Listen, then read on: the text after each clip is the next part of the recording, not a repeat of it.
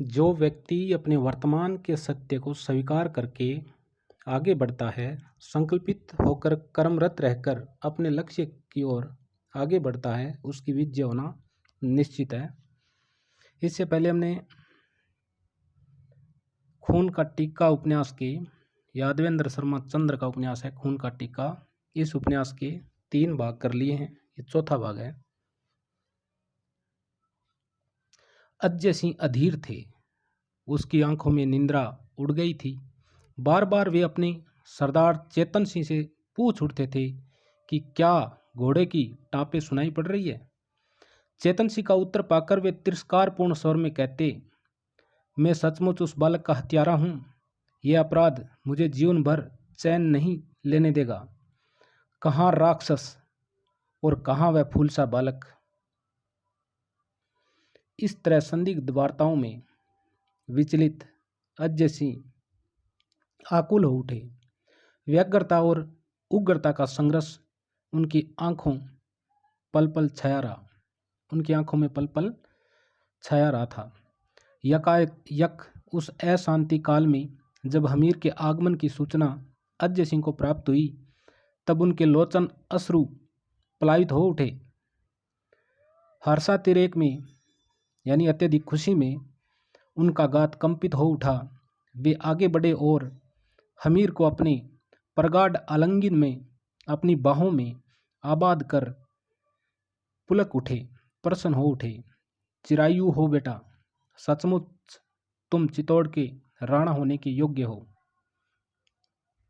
हमीर के रूप की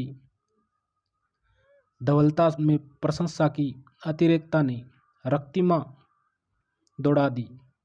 वह श्रद्धा से चाचा के चरण स्पर्श करता हुआ बोला, आपकी मनोकामना पूर्ण हुई। फिर उसने अपने बाले पर लटका मुंजा बालेचा का सिर उतारकर उनके चरणों में भेंट कर दिया। आपके अपमान का बदला पूरा हो गया, अब आप शांति से अपना कार्य संपूर्ण कीजिए। चाचा हमीर के इस पराक्रम से गदगद हो उठे। उन्होंने मुंजा के सिर को ठोकर मारकर एक बार अपने भतीजे को चूम लिया और शत्रु के रक्त से उसके ललाट पर राज तिलक करके उसे चित्तौड़ का राणा घोषित कर दिया। सब सरदारों ने राणा हमीर की जय जयकार की। अजय सिंह ने तत्काल आदेश दिया, हमीर इस पद प्रतिष्ठा के सर्वथा योग्य है। सिसोदिया वंश की राज्य लक्ष्मी आज से इसके अधीन होती है और हम सभी सामंत सरदार इसे अपना राणा और एकलिंगेश्वर का दीवान स्वीकार करते हैं। देश को मुक्त करने के लिए नव आह्वान करते हैं। इस घोषणा की एक और सुंदर प्रतिक्रिया हुई। राणा के स्वामी भक्त और देशभक्त सामंत उससे आकर मिल गए। वे पुनः अपने नए राणा के खेमे की छत्र छाया में अपना पौरुष और पराक्रम दिखाने के लिए आतुर हो उठे। पर इस घोषणा से अजय सिंह के दोनों पुत्र अजीत सिंह और सुजान सिंह रुष्ट हो गए। उन्हें मार्मिक आघात लगा। फलस्वरूप अजीत सिंह अल्पकाल ही में घुट घुट कर मर गया और सुजान सिंह दक्षिण की ओर चला गया। इन सभी घटनाओं से हमीर चिंतित नहीं हुए। जो जाना चाहते थे वे जाएं, हमीर ने किसी को नहीं रोका। किंतु चित्तौड़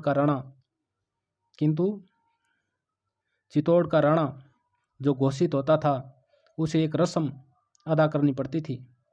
पितृ सम्मान की प्राप्ति की प्रशंसा में राजपूत नरेश अपने सामंत एवं सरदारों को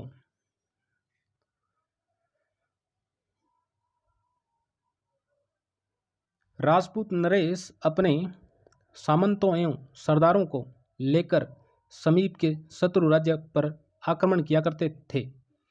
यदि चतुर्दिक शांति या साम्राज्य होता था अथवा नरेश का स्वयं का अधिकार होता, तो तब भी नया शासक इस प्रथा का अंत नहीं करता। सुजान सिंह ने दक्षिण में नए वंश की परंपरा डाली। वीर शिवा जो इसी वंश से उत्पन्न हुए थे, वह अभिनय मात्र द्वारा इस प्रथा को पूर्ण करता था। हमीर को मुंजा बालेचा के साथियों से अभी तक आंतरिक भय बना हुआ था। पता नहीं वे निर्भय दुष्ट प्रकृति प्रवृत्ति के लोग कब हमीर को छलबल से देवलोक पहुंचा दे। अतः उसने टिक्का दौड़ की प्रथा का केंद्र उसके दुर्ग को ही बनाया। किसके दुर्ग को? उस मुंजा बालेचा के दुर्ग को ही बनाया। बालेचा का गढ़ दुर्ग गिरी दुर्ग था, जिसका नाम था सेलिया। क्या नाम था? सेलिया। वहीं से अपराधी मनोवर्तियों का जन्म होता था और फिर अपराधी मनोवर्ती के प्रतीक दाढ़ेती लोग शांति प्रिय जनता पर भीषण अत्याचार करके उनका जीवन सुलगती लकड़ी सा कर देते थे। हमीर ने निश्चय किया कि वह उस गिरी दुर्ग को ध्वस्त करके मुंजा बालेचा की सहन शक्ति को ही समाप्त कर देगा। उसने अपने सामंतों सरदारों को एकत्रित किया, उसके समक्ष अपनी इच्छा व्यक्त की। सरदार लोग उसके इस दुस्साहस पर विस्मय विमुग्ध हो गए। बोले, वह दुर्ग बिहड़ जंगल से घिरा हुआ है और वहां तक पहुंचना सहज नहीं है, सरल नहीं है, असंभव। और नहीं शब्द में मुझे श्रद्धा और विश्वास दोनों नहीं है। श्रद्धा का प्रश्न नहीं है, प्रश्न है अभी हमें हर कदम देख भाल कर उठाना है। चारों ओर से मेवाड़ शत्रुओं से घिरा हुआ है। हमारे पास हाथी घोड़े अस्त्र शस्त्र कुछ भी नहीं है। हमीर की आंखों के डोरे तन गए। वह बोला, जिसका जीवन सदा तलवार की नोक पर रहता है, जिनके पूर्वज बदन के छलनी होने के बाद भी रणभूमि में शत्रु से लोहा लेते रहे, उनके वंशज ऐसे बोल रहे हैं। मृत्यु को जीवन समझने के बाद भी आपकी वाणी ऐसी भाषा का प्रयोग कर रही है। ओह ओह, हमारी इन बाहुओं को, भुजाओं को क्या हो गया जो महावली हाथियों के पथ को रोक दिया करती थी। हमीर के ओजस्वी भाषण से सारे सामंतों एवं सरदारों में जोश भर उठा। उन्होंने तय किया कि टिक्का दौड़ की प्रथा की अदायगी मुंजा बालेचा के दुर्ग और मित्रों के विनाश से ही करनी चाहिए। तत्काल हमीर की दशा अत्यंत निर्बल थी। उसके पास सेना, अश्व, हाथी और अन्य सरदारों की शक्ति भी नहीं थी। फिर भी हठी और नीतिपरायण हमीर ने पुरखों की रीति को तोड़ना नहीं चाहा। उसने अपनी शक्ति को संयम करके सेलिया की ओर प्रस्थान किया। तो दोस्तों, वीडियो अगर बढ़िया लगे तो लाइक सब्सक्राइब करियो, क्योंकि देखो तो बहुत हो लेकिन लाइक और सब्सक्राइब को ध्यान लग रहा। चाचा अजय सिंह, पवन सिंह और उसके साथ चुने हुए कुछ सरदार, मीना आदि लोग थे, जिन्हें अजय सिंह ने चतुराई से मिला लिया था। सेलिया गांव पहुंचते ही हमीर ने रणभेरी बजवा दी। रणभेरी का शोर सुनकर दुर्गगिरी के आक्रांता संभल गए। उन्होंने अपने दुर्ग के कंगूरों पर चढ़कर बाणों की वर्षा आरंभ कर दी, जिसका प्रत्युत्तर भीलों ने वापस बाणों से दिया। आतताई पूर्ण रूप से युद्ध के लिए तत्पर नहीं थे, फिर भी वे सुरक्षित गढ़ में थे। विवश हो सरदार पवन सिंह ने अपने साथियों को बाण वर्षा के लिए रोक दिया। यहाँ वीरता के अतिरिक्त रणकौशल की आवश्यकता थी। पवन सिंह ने बरसते बाणों के मध्य हमीर से निवेदन किया, राणा जी, इस दुर्ग को हम इस तरह महीनों ही नहीं जीत पाएंगे। हमीर को अपने किए पर तनिक पछतावा नहीं था। वह अकड़कर बोला, जीवन भर समूह त्याग कर दुर्ग में प्रवेश कर दो। पवन सिंह के लघु भ्राता थे खेत सिंह, बहुत शानदार योद्धा है खेत सिंह। पवन सिंह के लघु भ्राता खेत सिंह व अन्य सरदारों को उस आज्ञा का पालन करना पड़ा। वह भी अपने भाई के साथ दुर्ग की ओर बढ़ा। दिन भर युद्ध होता रहा। रात्रि के समय छावनियों में हमीर अपने सरदारों से मंत्रणा करता रहा। उसके प्रहरी सजगता से पहरा दे रहे थे। उसके सैनिक अमल पानी करके अपनी अपनी छावनियों में विश्राम कर रहे थे। ऐसा हमीर को विश्वास था। अजय सिंह बार बार व्यग्र होकर कह उठते थे, तुम्हें यह हट अच्छा नहीं। रण बिना शक्ति कभी नहीं किया जा सकता है। दुर्भाग्य से यहाँ हम पराजित हो गए तो चित्तौड़ की गुप्त शक्ति से सारा देश परिचित हो जाएगा और हम कभी भी चित्तौड़ का उद्धार नहीं कर पाएंगे। हमीर चाचा के वचनों को सुनकर हताश नहीं हुआ। हल्की सी व्यथा उसके नेत्रों में तैर उठी। वह मौन होकर अनिमेष दृष्टि से जवलित उल्का की कांपती को लो को देखने लगा। चाचा कह रहे थे, यहाँ विवेक की जरूरत है। हमीर के समक्ष वह सुरक्षित दुर्ग नाच उठा। चाचा के कथन में सत्य का आभास प्रतीत हुआ। यह निर्विवाद रूप से सही था कि इस दुर्ग को विजित नहीं किया तो सिसोदियों का वंश सदा के लिए मेवाड़ को खो देगा। खेत सिंह हमीर का अत्यंत विश्वास पात्र और रणकुशल योद्धा था। खेत सिंह हमीर का अत्यंत विश्वास पात्र और रणकुशल योद्धा था और खेत सिंह पवन सिंह का भाई था। यह भी ध्यान रखना। वर्षों से उसके खानदान वाले मेवाड़ के राज्यवंश पर अपना सर्वस्व विसर्जन करके उनकी आन बान की रक्षा करते आए थे। आज हमीर पर आए संकट को देखकर वह अत्यंत व्यग्र हो उठा।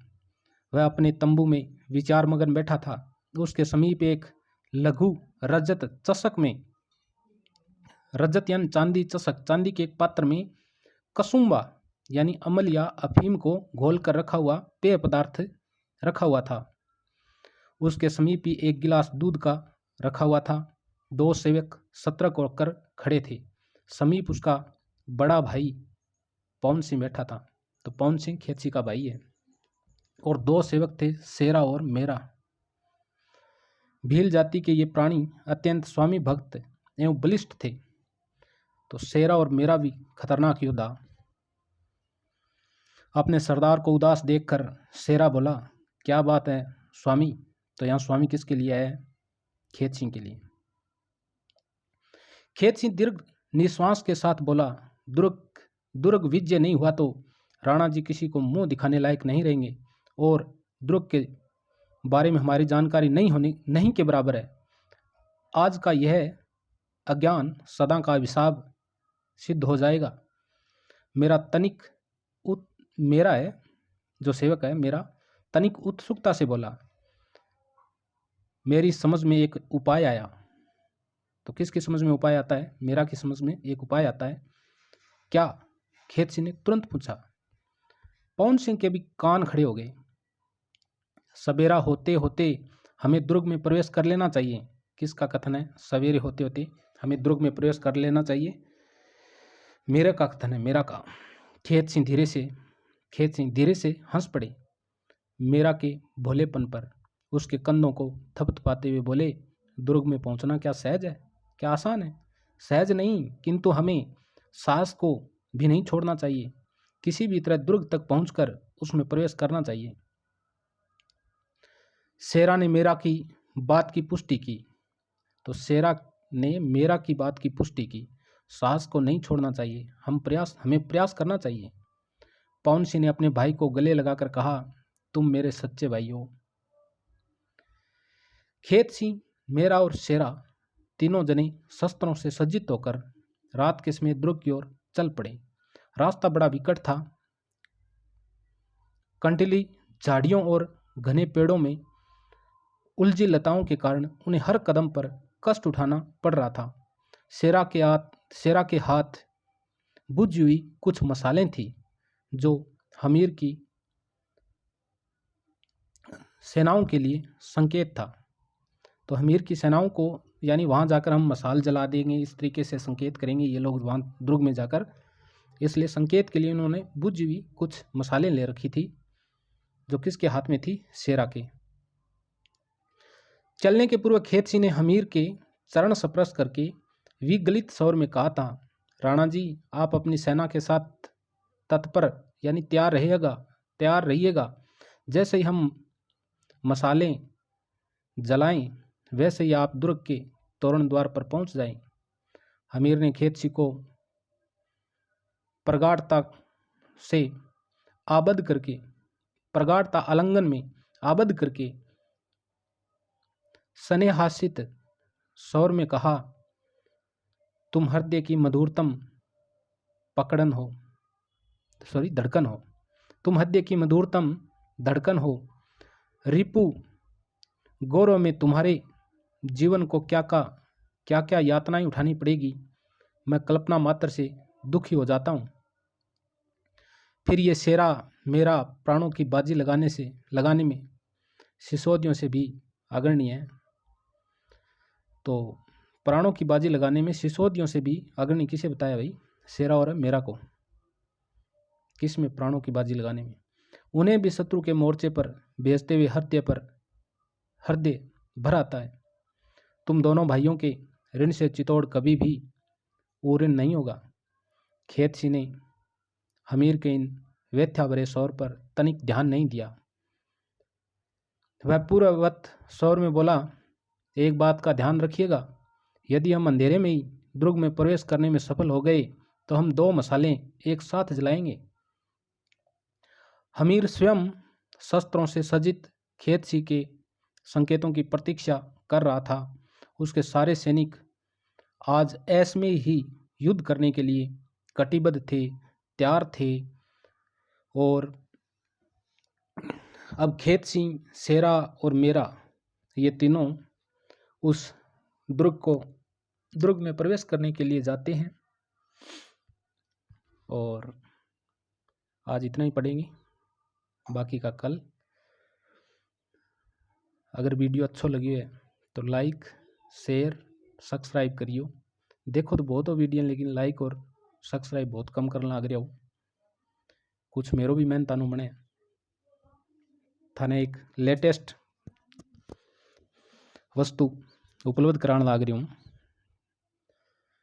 और अगर ये PDF चाहिए तो 9784780151 पर थे व्हाट्सएप में मैसेज कर सको तो थाने PDF मिल जाएगी। क्योंकि यो बहुत बड़ो उपन्यास है, लगभग 205 पेज उपन्यास है वो। तो इतना बड़ो पतो कौन पढ़ाई जाओ। बाकी थे PDF ले इसको व्हाट्सएप मैसेज के थ्रू। तो लाइक और सब्सक्राइब करियो। ओके।